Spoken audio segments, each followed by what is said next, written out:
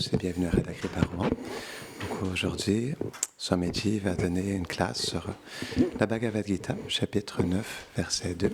Mais si vous voulez répéter, s'il vous plaît, après moi. Om Namo Bhagavate Vasudevaya. Om Namo Bhagavate Vasudevaya. Om Namo Bhagavate Vasudevaya. Om Namo Bhagavate Vasudevaya. Om Namo Bhagavate Vasudevaya. Om Namo Bhagavate Vasudevaya. Raja Vidya Raja Guyam Pavitram Idamuttamam Pratyaksha Vagamam Dharmyam Susukham Kartum Avyayam. Traduction. Cette connaissance est la reine de toute connaissance et le monarque des sujets confidentiels.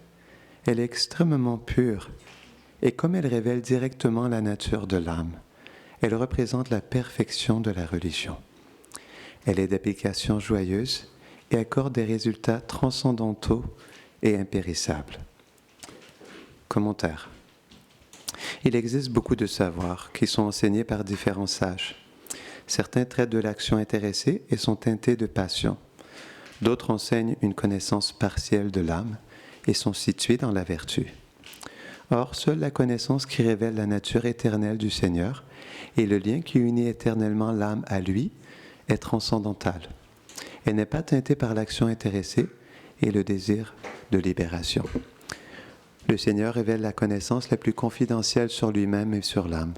Cette connaissance donne le moyen à l'âme de réaliser le lien qui l'unit éternellement à Krishna. Elle représente donc la perfection de la religion.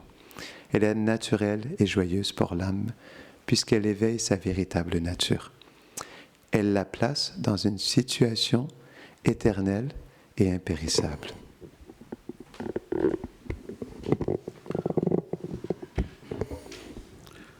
Om Ghana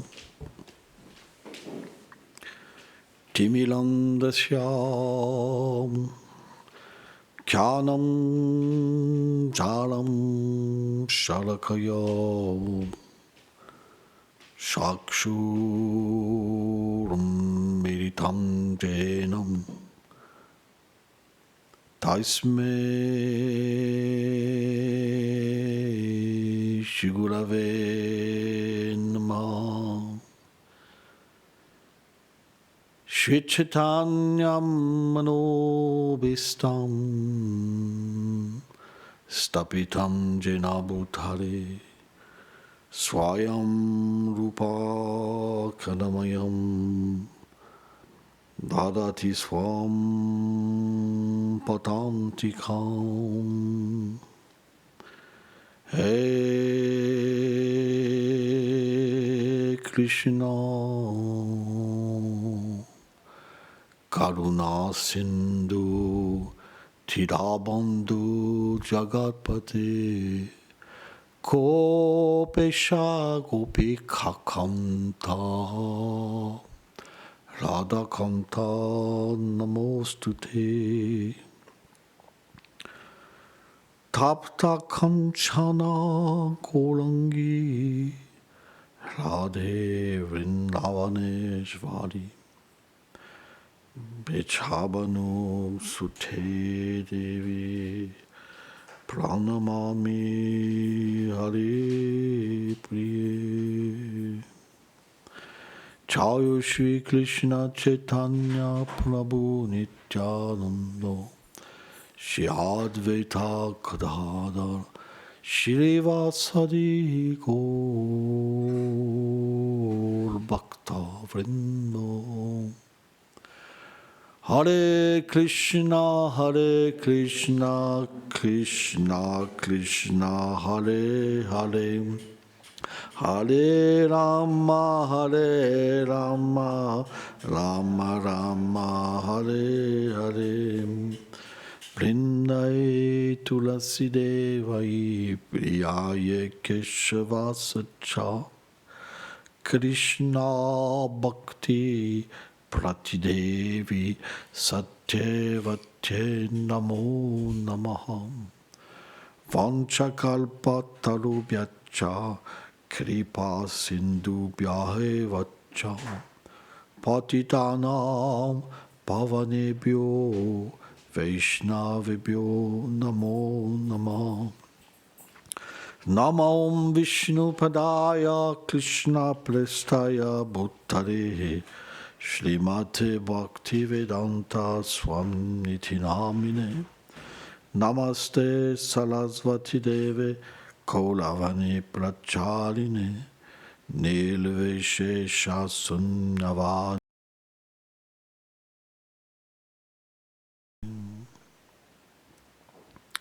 Raja Vidya Rajavim Pavitam Samtama. Le secret du cœur de Krishna. Ça, c'est la connaissance la plus confidentielle. Parce que la connaissance, ça veut dire sentiment au niveau spirituel. Quand on connaît le cœur aimant de Krishna, quand on connaît la personne qu'il y a dans le cœur de Krishna, et comment cette personne, elle peut contrôler même celui qui contrôle tout, alors on a la connaissance la plus confidentielle. Mais ça, c'est très rare, extrêmement rare. Pourquoi ? Il faut atteindre une telle pureté. Mais pas simplement la pureté. Parce que Krishna, dans la Gita, a dit Samoham Sarvabhuteshu. Il dit, après d'innombrables vies, un gyani au cœur pur, le cœur pur, il peut comprendre quelque chose sur moi. C'est très rare.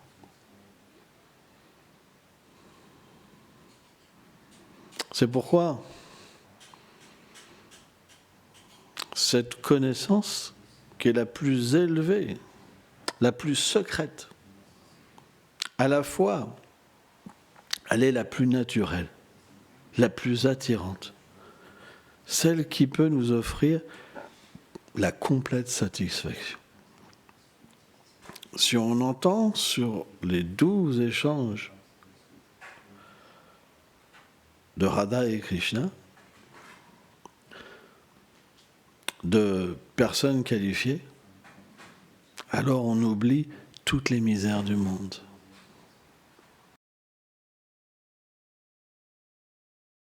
Un beau lotus, merveilleux. Dans le monde transcendantal, il y a plein de sortes de fleurs. Quand vous en voyez une, vous avez l'impression de voir le ciel de l'amour de Krishna. Et les pistils, c'est comme les constellations de ce ciel. Un tel émerveillement. Juste une fleur, c'est comme sans limite dans l'amour. Parce qu'elle capture les sentiments de Radha, elle capture les sentiments de Krishna. Et elles prennent la teinte des sentiments de Krishna et la teinte des sentiments de Srimati Radha. Elles cohabitent ensemble.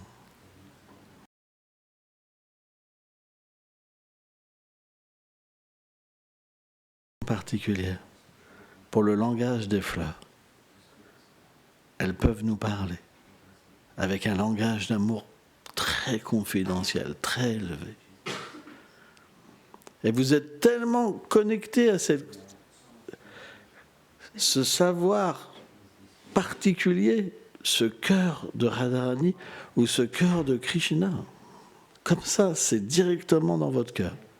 C'est comme une télévision que vous pouvez comprendre avec une intelligence spéciale quelle fleur il faut pour ce moment-là.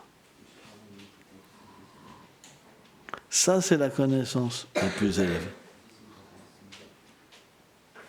Vous avez un corps adapté, des sens adaptés, une intelligence adaptée, un mental adapté. Toutes les facultés qui existent dans le monde matériel existent dans le monde spirituel. Mais simplement, l'âme et la forme sont une, pas deux. Alors que nous, en ce moment, on est l'âme conditionnée avec un corps qui n'a rien à voir avec notre réalité. Et cette condition, où on est illusionné en pensant qu'on est une femme, un homme, à ces attachements qu'on a, ça nous empêche que cette connaissance nous soit révélée. Quel est le secret pour que cette connaissance nous soit révélée? Qu'est-ce qu'a dit Krishna à Arjuna? Je t'enseigne parce que tu es mon ami, mon Saka. Qu'est-ce que c'est un véritable ami? C'est quelqu'un qui donne son cœur. Dans ce monde, j'écoutais un parolier d'une chanson très bien, un rappeur. Et il dit comme ça, en fait, je me suis fait un ami, mais il est déjà à moitié mon ennemi. Ça, c'est la conception matérielle. Est-ce que je vais me faire tricher? Je donne mon cœur. Mais qu'est-ce qui certifie que ça va continuer, qu'on ne va pas se faire arnaquer? Est-ce que quelqu'un d'imparfait, de limité, peut être l'objet de notre dépôt de notre cœur, de notre vie? Qui ferait ça? À part quelqu'un d'illusionné. Personne ne peut faire ça. C'est logique. Si vous regardez. Et pourtant, on le fait. Et c'est presque sûr qu'on se fasse tricher, parce que ça ne peut pas être autrement. On est imparfait. Il suffit que pour un homme, il y ait une femme qui le charme, et qu'elle est vraiment belle, très belle, des yeux comme des lotus, bleu, merveilleux, une grosse poitrine énorme.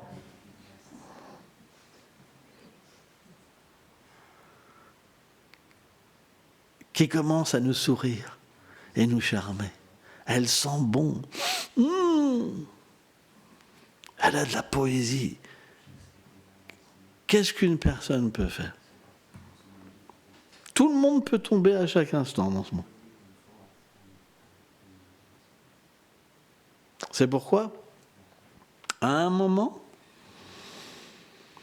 lorsque nos activités pieuses portent des fruits, on ne veut plus placer notre cœur dans quelque chose d'imparfait. C'est plus possible.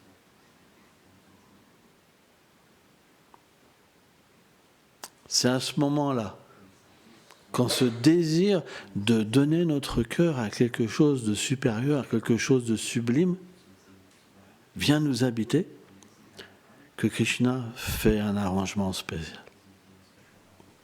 Et là, on rencontre quoi? Pas un ogre avec des grosses dents. On rencontre un sadhu.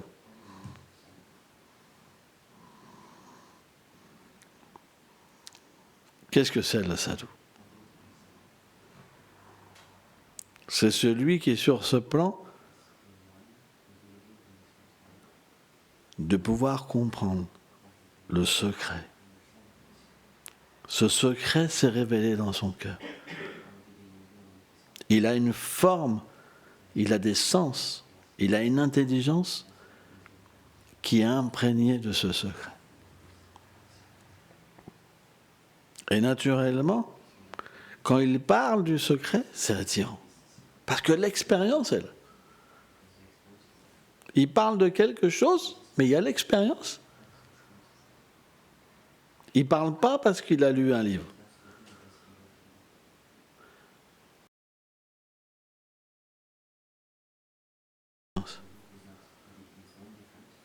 Les livres où sont détaillés les divertissements de Krishna ne sont pas différents de Krishna. Mais l'expérience fait que lorsqu'il parle, il voit. C'est vivant.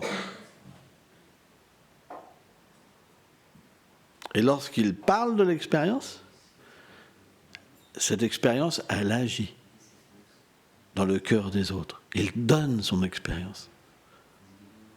Il ne parle pas comme un avare. Il garde son expérience. Non, il ne peut pas faire autrement. Il est inspiré. Il ne peut pas faire autrement. Il y a l'inspiration. Le savoir doit couler.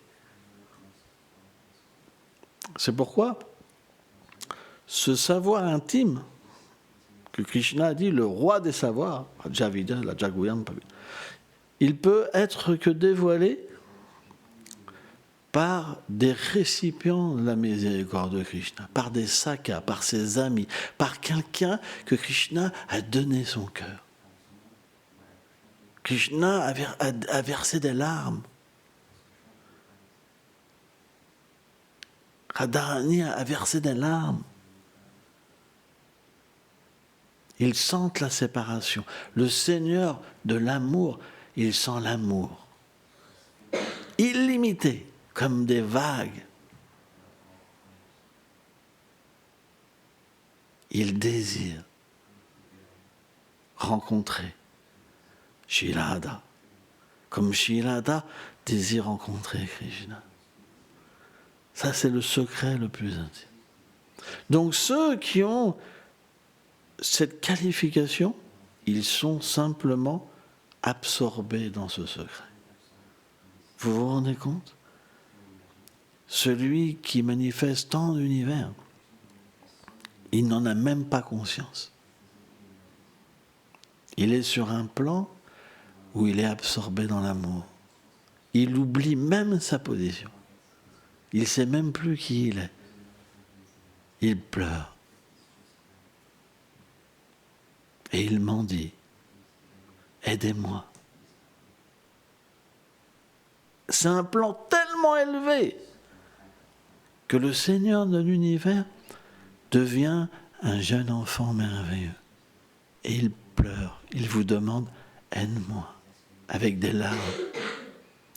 Fais quelque chose pour moi. Sans ça, je ne pourrais pas continuer à vivre. C'est des sentiments tellement puissants. Et ça vient directement en vous. Vous avez un corps adapté directement pour recevoir les émotions de Krishna. Vous vous rendez compte de ce plan ? Ce n'est pas un petit amour. Ça existe. Imaginez-vous une telle forme. C'est ça que révèle le chant des sadhus. Quand vous chantez sans offense, purement, par la grâce d'un sadhu, comme Srila Prabhupada, vous pouvez avoir cette révélation. Elle dépasse toute conception. Vous ne pourrez même pas l'imaginer. Même si tous les êtres de la planète coexistaient ensemble, pour imaginer, ça ne serait pas possible. Et ça, c'est votre position.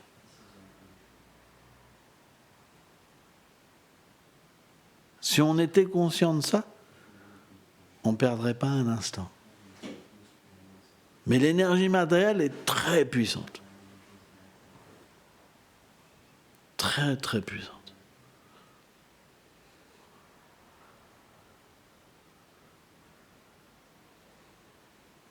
Tellement puissante.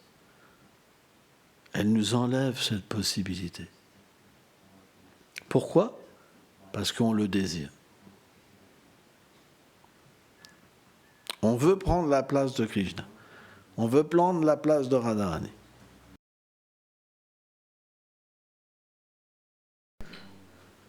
C'est plus Radha et Krishna, c'est Roméo et Juliette. C'est vrai.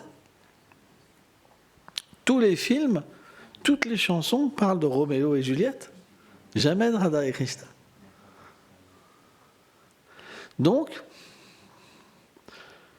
quand la somme de nos activités pieuses porte des fruits, on a une inspiration qui est différente.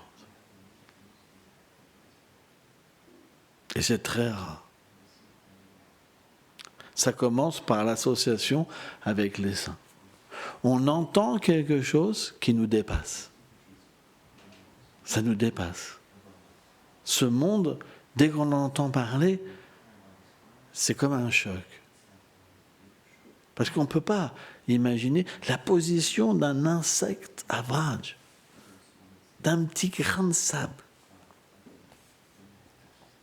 C'est incommensurable. C'est tellement élevé.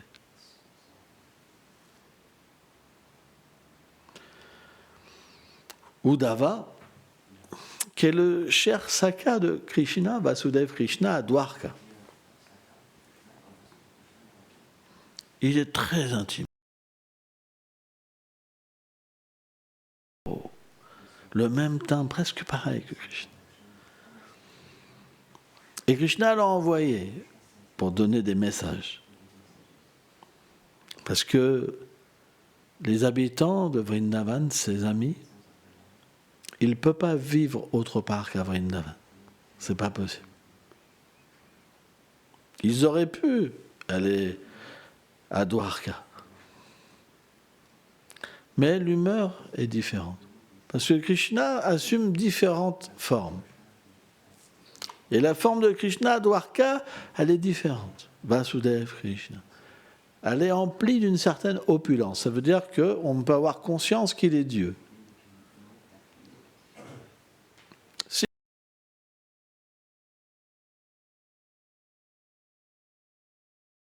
Baisser la tête. Pitié, Seigneur. Comme Arjuna, quand Krishna lui a montré la forme universelle, Vishvarupa, ougla, ougla, il tremblait, son corps tremblait comme ça.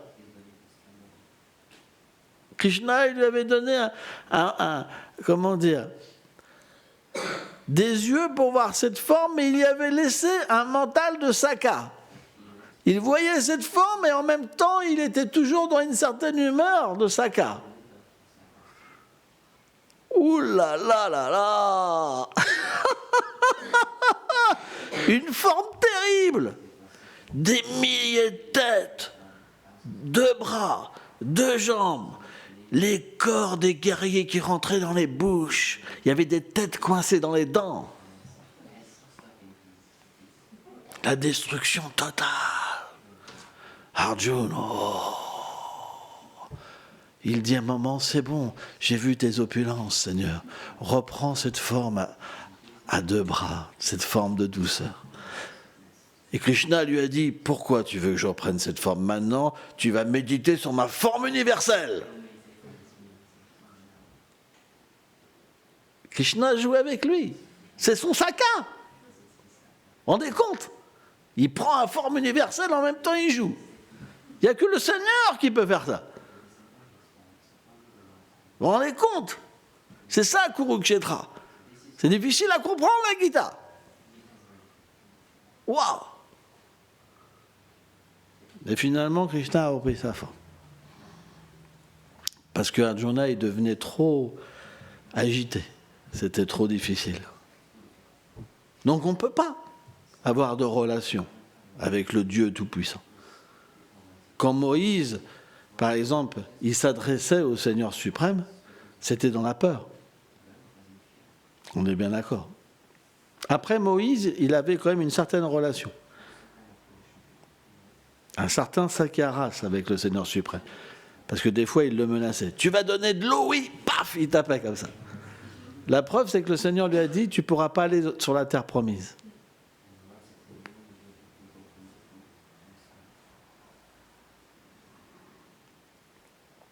Mais le point, c'est que plus le Seigneur montre sa douceur, selon Srilarupa Goswami, et plus son aspect est complet, suprêmement complet. Pourquoi ? Il n'y a plus de divinité. L'amour, il peut directement être pur, comme une rivière, et s'écouler. Il n'y a plus de barrage. C'est constant et en complète augmentation.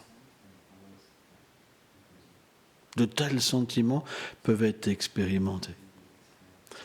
Et ce qui est vraiment incroyable, c'est que la Gita, elle traite de ces sentiments, mais c'est caché.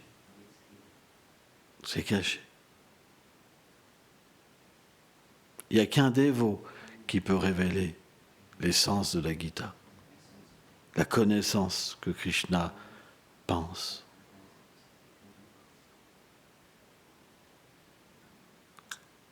C'est pourquoi on doit rechercher l'association des sadhus et étudier des textes authentiques. La Gita, on devrait l'étudier d'un associé du Seigneur. C'est très important. Parce que si on l'apprend d'une personne qui n'a pas d'amitié avec Krishna, on va comprendre la Bhagavad Gita sur un autre plan. Tous les savoirs sont expliqués dans la Gita.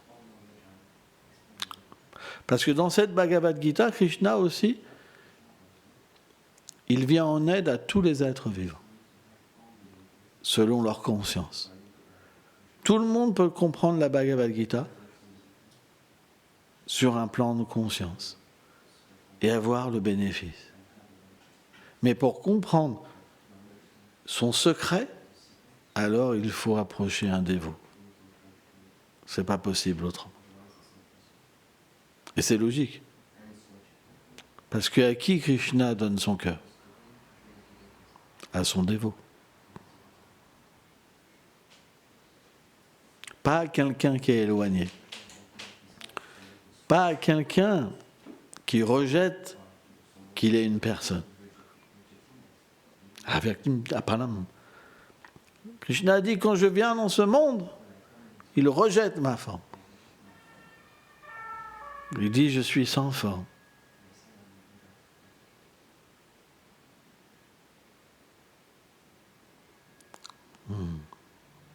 C'est pourquoi on doit prier dans notre cœur que le Seigneur nous amène son ami dans notre vie. Lorsqu'on est associé avec un ami de Krishna ou une amie de Shrimati Radharani, on parle plus de Krishna. Pourquoi ?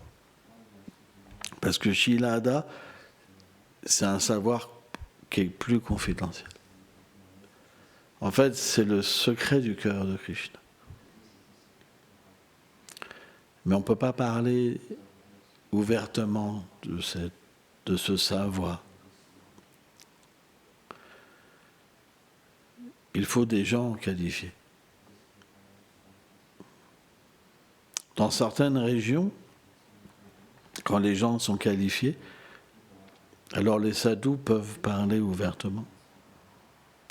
Mais si des personnes ne sont pas complètement qualifiées, alors c'est comme une sorte d'offense aussi. Quand on parle d'un savoir trop élevé et trop intime. Ça serait comme raconter votre vie intime à tout le monde. Vous comprenez ? C'est pourquoi il y a toujours une forme de discrimination. Le plus haut savoir, il est toujours confidentiel et gardé. Il est rarement révélé, même dans une association de sadhus qui parle à un certain niveau. Il y a toujours une certaine réserve. Même dans les livres qui dépeignent les doux divertissements du Seigneur suprême, il y a toujours une certaine limite. Et c'est normal. Parce que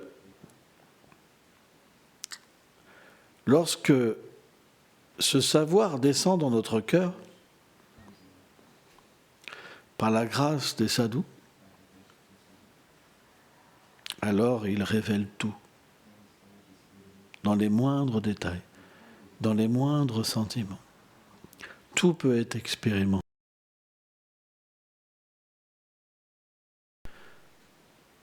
Et ça, c'est quelque chose qui ne peut pas être compris à un état immature. Dans un état immature, on peut comprendre l'aspect de grandeur du Seigneur suprême, omniprésent, l'aspect universel, ou alors l'aspect localisé dans le cœur en tant que le Créateur. Mais les aspects confidentiels, je vais juste parler un petit peu de ce verset. Vous avez des questions? Est-ce que c'est l'arti là ou pas? Hein? Ouais, d'accord. Bon, ben ça va être l'arti. Oh, le plein